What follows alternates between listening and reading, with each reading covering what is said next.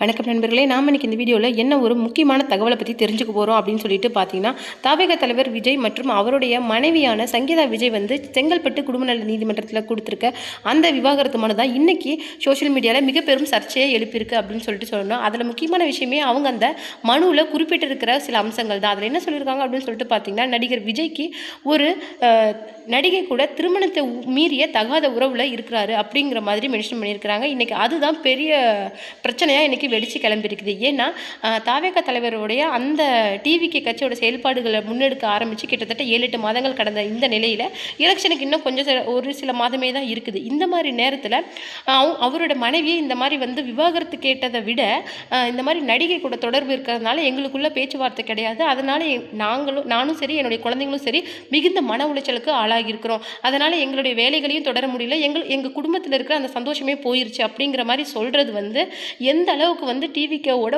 ஓட்டு சதவீதத்தை, அதாவது பெண்கள் மத்தியில் இருக்கிற டிவிகேவோட இமேஜ் மற்றும் ஓட்டு சதவீதத்தை எந்த அளவுக்கு பாதிக்கும் அப்படிங்கிறத வந்து யாராலுமே இப்போ கொஞ்சம் கணிச்சு கூட பார்க்க முடியாது. ஏன்னா ஒருவேளை சங்கீதா விஜய் வந்து ஒரு மீடியாவுக்கு வந்து ஒரு பேட்டி கொடுக்குறாங்க, இல்லை ஏதாவது ஒரு அறிக்கை விடுறாங்க, அந்த மாதிரி ஏதாவது அவங்க பண்ணுற பட்சத்தில் நிறைய அனுதாப அலை வந்து இந்த விஷயத்தில் எழக்கூடும். அது வந்து அப்படியே வந்து எதிர்க்கட்சிகளுக்கு சாதகமாக போய் முடியறதுக்கு நிறைய வாய்ப்புகள் இருக்குது. இந்த கேஸோட ஃபஸ்ட்டு ஹியரிங் வந்து ஏப்ரல் 20ஆம் தேதி நடக்க இருக்கிறது. அந்த நிலையில் இப்போது தாவேகா கட்சி வந்து என்ன பண்ணியிருக்காங்க அப்படின்னு சொல்லிட்டு பார்த்தீங்கன்னா, அதில் அந்த புஷி ஆனந்த் வந்து கட்சி நிர்வாகிகளுக்கு ஒரு சுற்றறிக்கை மாதிரி விட்டுருக்கிறாரு. அதில் என்ன மென்ஷன் பண்ணியிருக்காரு அப்படின்னு சொல்லிட்டு பார்த்தீங்கன்னா, தலைவரோட இந்த விவாகரத்து விஷயத்தை பற்றி யாரும் எந்த மீடியாவுக்கும் வந்து பேட்டி கொடுக்கக்கூடாது. அவர் அதில் சொல்லியிருக்கிற விஷயம் என்னன்னு சொல்லிட்டு பார்த்தீங்கன்னா, தாவேகா நிர்வாகிகள் வந்து இந்த விஷயத்தில் ரொம்பவும் வந்து பட்டும் படாமலும் நடந்துக்கிறது ரொம்ப முக்கியம். அப்படி கட்சியோட இந்த வார்த்தைகளை மீறி செயல்பட்டால் கண்டிப்பாக அவங்க கட்சியோட அந்த அடிப்படை உறுப்பினர் பதவியிலேருந்தே கண்டிப்பாக நீக்கப்படுவாங்க அப்படின்னு சொல்லிட்டு ரொம்ப ஸ்ட்ரிக்டாக சொல்லியிருக்கிறாங்க. இதனால் கட்சியோட அந்த சட்டத்தரப்பு என்ன முடிவு எடுத்திருக்கு அப்படின்னு சொல்லிட்டு பார்த்தீங்கன்னா, கண்டிப்பாக இதை ஃபஸ்ட்டு ஹியரிங் வரைக்கும் வர விடக்கூடாது. கண்டிப்பாக அந்த ஹியரிங்க்கு வந்து நம்ம விஜய் வந்து ஆஜராகிற பட்சத்தில் அவங்க கேட்குற கேள்விகள், வார்த்தைகள் எல்லாமே நியூஸில் லைவாக போயிடும். ஸோ இது மக்களுக்கு மத்தியில் ஒரு அனுதாபலையை ஏற்படுத்த ஆரம்பிச்சிடும், ஒரு நெகட்டிவ் இமேஜை அவருக்கு கொடுக்க ஆரம்பிச்சிடும். ஸோ அது வரைக்கும் இதை வளர விடக்கூடாது அப்படின்னு சொல்லிட்டு சமரச பேச்சுவார்த்தையை இப்போ முன்னெடுத்திருக்காங்க அப்படிங்கிற ஒரு இப்போ அஃபிஷியலான தகவல் வந்து இப்போ வந்திருக்குது.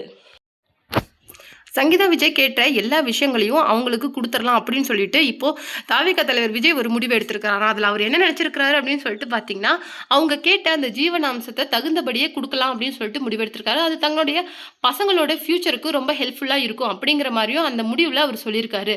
அதன்படி 2 பசங்களுக்கும் தலா 250 கோடி கிட்ட கொடுத்துடலாம் அப்படின்னு சொல்லிட்டும், நீலாங்கரை வீட்டை அவங்க ஆசைப்பட்ட மாதிரியே அதில் அவங்க கண்டினியூ பண்ணுறதுக்கு விஜய் வந்து அந்த வீட்டை அவங்களுக்கே கொடுத்துடலாம். அது மட்டும் இல்லாமல் அவங்க பேரில் செயல்பட்டு வர சென்னையில் முக்கியமான இடங்களில் இருக்கிற அந்த திருமண மண்டபத்தையும் அவங்களுக்கு கொடுத்துடலாம். அது மட்டும் இல்லாமல் அவங்க கல்யாணத்துக்கு அப்புறமேல அவங்க பேரில் வாங்கின ஷேர்ஸ், அவங்க பேரில் இருக்கிற எல்லா பிஸ்னஸையும் அவங்களுக்கே கொடுத்துடலாம் அப்படின்னு சொல்லிட்டு இந்த விஷயத்தை சுமூகமாக அந்த ஹியரிங்க்கு முன்னாடியே முடிச்சிடலாம் அப்படின்னு சொல்லிட்டும், அது முடிக்கிறது தான் கட்சியோட ப்ராக்ரஸுக்கு ரொம்ப நல்லது அப்படின்னு சொல்லிட்டு கட்சியோட சட்டத்தரப்பு வந்து முடிவு பண்ணியிருக்காங்களாம். அதன்படி தான் இப்போ விஜய் வந்து செயல்பட போகிறாராம். இன்னொரு விஷயம் அப்படின்னு சொல்லிட்டு பார்த்தீங்கன்னா, தமிழ்நாட்டோட மிகப்பெரிய அரசியல் விமர்சகரான சவுக்கு சங்கர் வந்து என்ன சொல்லியிருந்தார் அப்படின்னு சொல்லிட்டு பார்த்தீங்கன்னா, த்ரிஷா கூட விஜய் திரியிறாரு அப்படிங்கிறதெல்லாம் ஒரு பெரிய விஷயமாங்க. நல்லா நினச்சி பாருங்கள். இப்போ மக்கள் வந்து ஓட்டு போற வராரு அப்படிங்கிறதா, இதுக்கு முன்னாடி வந்து உங்களுக்கு அரிசி பருப்பு விலை எவ்வளோ இருந்திருக்கும், இப்போ எவ்வளோ இருக்கு, கேஸ் விலை எவ்வளோ இருக்கு, இப்போ எவ்வளோ இருக்கு. இதுதான் ஒரு பெண்களோட மனநிலையா இருக்குமே தவிர, அதாவது என்னுடைய கணவனோட மாத வருமானம் ஒரு குறிப்பிட்ட தொகை, அதாவது 20,000 ரூபாய் அப்படிங்கிற பட்சத்தில் அந்த வருமானத்தில் என்னால் குழந்தைங்களுக்கும் பண்ணிட்டு சேவிங் பண்ண முடியுமா அப்படின்னு தான் ஒரு பெண் நினைப்பாளே தவிர, எந்த நடிகர் எந்த நடிகை கூட தெரிஞ்சால் அவங்களுக்கு அதை பற்றி எந்த கவலையுமே கிடையாதுங்க. இதில் இன்னொரு முக்கியமான விஷயமே, இன்னும் கொஞ்சம் படித்தவங்களாக இருந்தால் இன்னும் திங்க் பண்ணுவாங்க அப்படின்னு சொல்லிட்டு பார்த்தீங்கன்னா, ஊழல் இந்த மாதிரி இப்போ வந்து ரியல் எஸ்டேட்டோட விலை ஏறி இருக்கிறது, இப்போ இருக்கிற பொருளாதார பிரச்சனைகளை இன்னும் கொஞ்சம் உற்று நோக்குவாங்களே தவிர இதை பற்றி யாருமே யோசிக்க மாட்டாங்க. அதாவது இது வந்து அவருடைய இமேஜை கொஞ்சம் டேமேஜ் பண்ணி தவிர வேற ஒரு சின்ன அசைவை கூட அவருக்கு இது பெருசாக கொடுக்காது அப்படி தான் நான் நினைக்கிறேன் அப்படின்னு சொல்லிட்டு தமிழ்நாட்டோட அரசியல் விமர்சகரான சவுக்கு சங்கரே இதை பற்றி வந்து ஓப்பனாக சொல்லியிருந்தாங்க. அது மட்டும் கிடையாது, இப்போ வந்து இந்த சமரச பேச்சுவார்த்தையை முன்னெடுக்கிறதுக்காக ஜேசன் சஞ்சய் வந்து இங்கேருந்து லண்டன் போயிருக்காரு அப்படின்ட்டு அவங்களுக்குள்ள ஒரு சில பேச்சுவார்த்தைகள் நடந்திருக்குது. அது வந்து மேபி பாசிட்டிவ் சைனுக்கு எடுத்துக்காட்டா அப்படிங்கிற மாதிரி ஒரு விஷயங்கள் இப்போ வந்து இணையதளத்தில் போயிட்டு இருக்குது. அதாவது ஜேசன் சஞ்சயும் சங்கீதா விஜயும் வந்து ஏர்போர்ட்டில் சந்திச்சுக்கிற அந்த காட்சிகள் தான் இப்போ வந்து இணையதளத்தில் ரொம்ப வேகமாக பரவிட்டு இருக்குது. அவர் வந்து என்ன சொல்லியிருப்பாரு அப்படிங்கிற பட்சத்தில், இந்த மாதிரி வந்து அப்பா வந்து ரொம்ப ஒரு பெரிய விஷயத்தை இப்போ செஞ்சிட்டு இருக்கிறாரு. நாம இந்த விஷயத்துக்கு ஏன் இடையூறாக இருக்கணும், இதை பற்றி நம்ம அப்புறம் பேசிக்கலாம், என்னுடைய வேலைகளும் ரொம்ப தேக்க நிலையில் இருக்குது அப்படின்னு சொல்லிட்டு, நீங்கள் தயவுசெய்து மறுபடியும் வீட்டுக்கு வாங்க அப்படின்னு சொல்லிட்டு லண்டனில் இருக்கிற தன்னுடைய அம்மாவை மறுபடியும் சென்னைக்கு அழைச்சி வர முயற்சி பண்ணியிருக்கிறாரு. அது மட்டும் கிடையாது, ஒரு சாதாரண மனுஷன் பண்ணுற வேலையை இன்றைக்கி அப்பா பண்ணிட்டு இல்லை, இன்றைக்கி அப்பா பண்ணிட்டு இருக்கிறது ஒரு மிகப்பெரிய வேலை.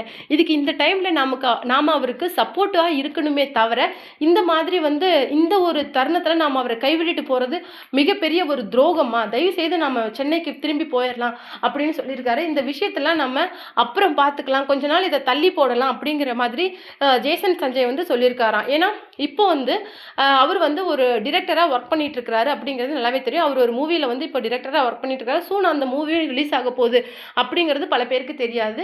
இந்த சமயத்தில் வந்து அவருடைய ஒர்க்கில் குறைஞ்சது ஒரு 20 to 30 days அவரால் கான்சன்ட்ரேட்டே பண்ண முடியல. ஏன்னா அப்பா அம்மாவுக்கு நடுவில் நடக்கிற இந்த பிரச்சனைனால தங்கச்சி வந்து கொஞ்சம் லோன்லியாக இருக்காங்க. ஸோ அவங்களையும் கொஞ்சம் டேக் கேர் பண்ணிக்கணும். ஸோ இந்த மாதிரி ஒரு விஷயத்தில் அவர் வந்து ரொம்பவும் ஒரு அப்செட்டில் இருக்காராம். ஸோ அதனால் தன்னுடைய ஒர்க்கை அவரால் சரிவர செய்ய முடியலாம், எந்த விஷயங்களையுமே அவரால் யோசித்து பண்ண முடியலையா, ரொம்ப அப்செட்டாக இருக்கிறாராம் அப்படின்னு சொல்லிட்டு தன்னுடைய அம்மா கிட்ட அவர் சொல்லியிருக்காரு.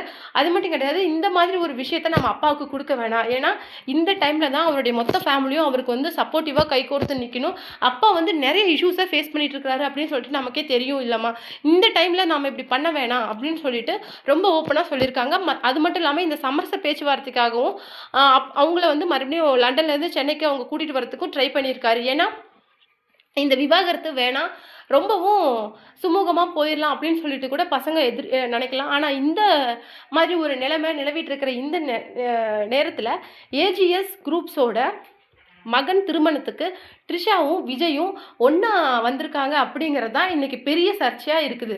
அதாவது இது வந்து அவர் எந்த மாதிரி திங்க் பண்ணுறாரு அப்படின்னு சொல்லிட்டு பார்த்தீங்கன்னா, இவ்வளோ நாள் நீங்கள் பேசுனீங்கல்ல, இப்போ இதை பார்த்துட்டு என்ன பேசுவீங்க, உங்களுடைய பதில் இதற்கு என்னவா இருக்கும் அப்படிங்கிற மாதிரி ஒரு கேள்விக்குறி தான் அந்த காட்சி வந்து கொடுத்துருக்குது. அதாவது என்னென்னா, அந்த மாதிரி கீர்த்தி சுரேஷோட வெட்டிங்க்கு 2 பேரும் இங்கேருந்து கோவா போயிருந்தாங்க. ஏன்னா கீர்த்தி சுரேஷ் அப்படிங்கிறவங்க விஜய் சாரோட மிகப்பெரிய ஃபேன். அது மட்டும் இல்லாமல் அவர் கூடயே நடிக்கிறதுக்கு அவங்களுக்கு ஹீரோயினாக ஒரு சான்ஸ் கிடைக்கும் போது அந்த ஒரு ஃபேன் கேர்ள் அப்படிங்கிற விஷயத்தில் அவங்களுடைய மனசு எவ்வளோ சந்தோஷப்பட்டிருக்கும், பரவசமாக இருந்திருக்கும்.